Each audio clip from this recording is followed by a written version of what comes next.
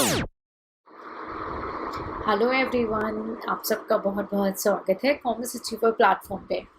आज इस वीडियो के थ्रू हम कंटिन्यू कर रहे हैं अपनी ऑर्गेनाइजेशन थ्योरी की लर्निंग। ठीक है, तो हमने ऑलरेडी काफ़ी टॉपिक्स को कवर कर लिया और मेरे हिसाब से आपको एक ब्रीफ आइडिया हो गया होगा कि ऑर्गेनाइजेशन होता क्या है, ऑर्गेनाइजेशन थ्योरी क्या होती है, ठीक है, और ऑर्गेनाइजेशन बिहेवियर भी क्या होता है। तो आज इस वीडियो के थ्रू हम कंटिन्यू करेंगे। हमने ऑलरेडी कैरेक्टरिस्टिक्स वगैरह कवर किए थे, तो वहाँ पे मैंने बोला था कि ऑर्गेनाइजेशन एक एज ए स्ट्रक्चर है, ठीक है, और उसको आज इस वीडियो में हम इस वीडियो के थ्रू डिटेल में डिस्कस करेंगे। एंड दूसरा है एक ऑर्गेनाइजेशन एज अ प्रोसेस, उसको भी हम थोड़ा सा डिटेल में डिस्कस करेंगे। देखिए उसमें कुछ एक्सप्लेनेशन की नीड नहीं है वैसे, बट मैं ये जो वीडियो है इसलिए लेकर आ रही हूँ ताकि आपकी वोकैबलरी थोड़ा स्ट्रांग होना शुरू हो जाए। ठीक है, तो इसीलिए आप बिल्कुल ध्यान से सुनेंगे और जो मैं आपके साथ स्क्रीन शेयर करने वाली हूँ उसको भी बिल्कुल ध्यान से रेफर करेंगे। ठीक है, so stay tuned and let's see. चलिए देखते हैं आज हम सबसे पहले ऑर्गेनाइजेशन एज अ प्रोसेस, ठीक है, उसके बाद हम जो नेक्स्ट सीखेंगे ऑर्गेनाइजेशन एज अ स्ट्रक्चर। ठीक है, तो हमने ऑलरेडी ये समझा कि ऑर्गेनाइजेशन में क्या है कि बहुत सारे पीपल्स इन्वॉल्व होते हैं और उसका फिर जो एक्टिविटीज़ है सारे लोग अपना इंडिविजुअली परफॉर्मेंस देते हैं, राइट। और तो एक तरीके से ऑर्गेनाइजेशन एज अ प्रोसेस यानी जो चीज़ें लगातार चलती रहें, नेवर एंडिंग रहें। ठीक है, तो हम समझेंगे इस के थ्रू कि ऑर्गेनाइजेशन को क्या क्या एक्टिविटीज़ करनी होती है। ठीक है, पहला है आपका determining the activities necessary for business objective, यानी कि जो बिजनेस का ऑब्जेक्टिव है वो एक्टिविटीज़ को आइडेंटिफाई करना है। फिर उस एक्टिविटीज़ यानी फंक्शंस के बेसिस पे आपने वर्क को डिवाइड करना है। फिर वर्क को डिवाइड करने के बाद आपको उन एक्टिविटी का इंटर रिलेशन बनाना है।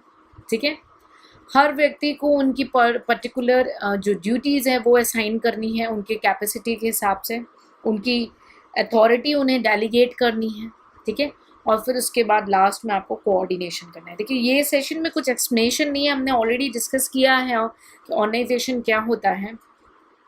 ठीक है, तो जो ये प्रोसेस है ना ऑर्गेनाइजेशन में कि हमें डिफरेंट डिफरेंट पीपल्स को जो है मैनेज करना है, उनके इंडिविजुअल टास्क को देखना है। भाई सबसे पहला काम हम क्या करते हैं, काम को डिवाइड करते हैं।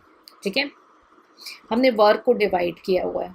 ठीक है, तो काम को हमने जब डिवाइड किया, चाहे हम प्रोडक्ट्स के बेसिस पे डिवाइड करें या हम किसी एरिया बेसिस पे डिवाइड करें, वो हमारी चॉइस है। ठीक है, फिर उसके बाद उन जो हमने डिवीजन किया है वर्क का, ठीक है, उसमें हमने फिर जैसे सपोज करो मैं एक एग्जांपल आपको दे रही हूँ and then I will share you the screen.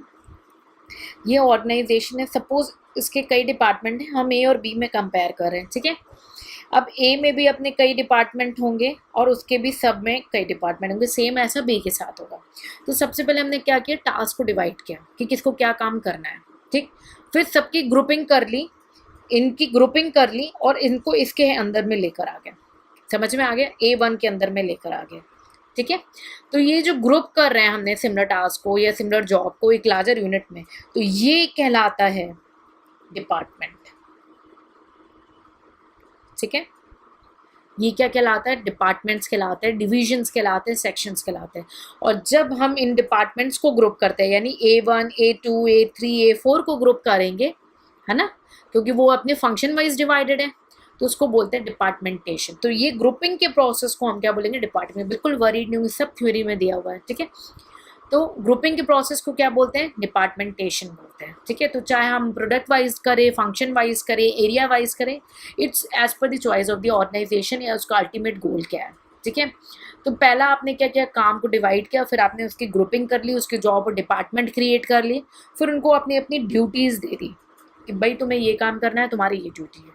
फिर उसके बाद उनको अथॉरिटी भी दे दी और उनको बता दी ये तुम्हारी रिस्पॉन्सिबिलिटीज़ हैं।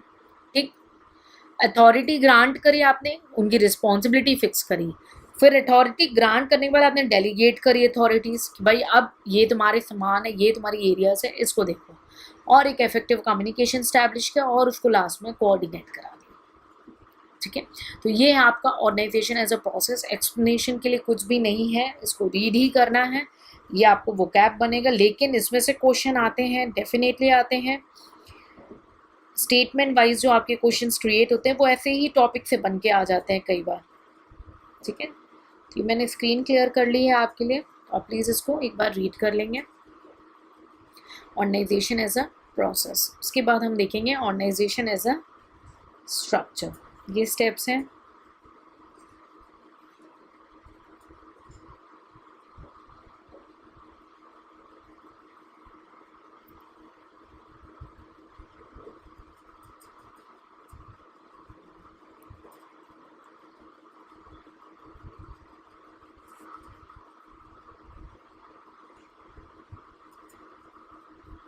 ठीक है, नेक्स्ट देखते हैं organisation as a framework of relationship और अ स्ट्रक्चर। ऑर्गेनाइजेशन हमारा क्या है, ये अथॉरिटी और रिस्पॉन्सिबिलिटी का एक इंटरनल नेटवर्क है, एक कॉम्बिनेशन है।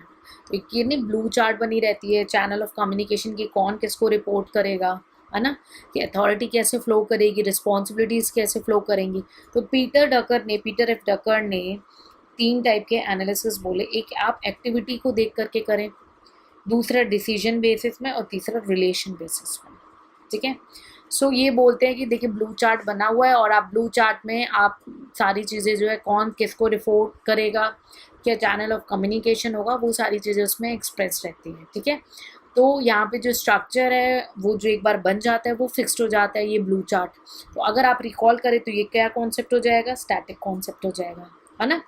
स्टैटिक कॉन्सेप्ट को हम क्लासिकल भी बोल सकते हैं कॉन्सेप्ट, कि ये भाई ब्लू चार्ट बन गया, कौन किसको रिपोर्ट करेगा, कौन किससे क्या बातें करने हैं, किसको किस कितनी कहाँ अथॉरिटी है, कैसी अथॉरिटी है, क्या रिस्पॉन्सिबिलिटी है, किसको इन्फॉर्म करना है, किससे काम कराना है, सब बना हुआ है।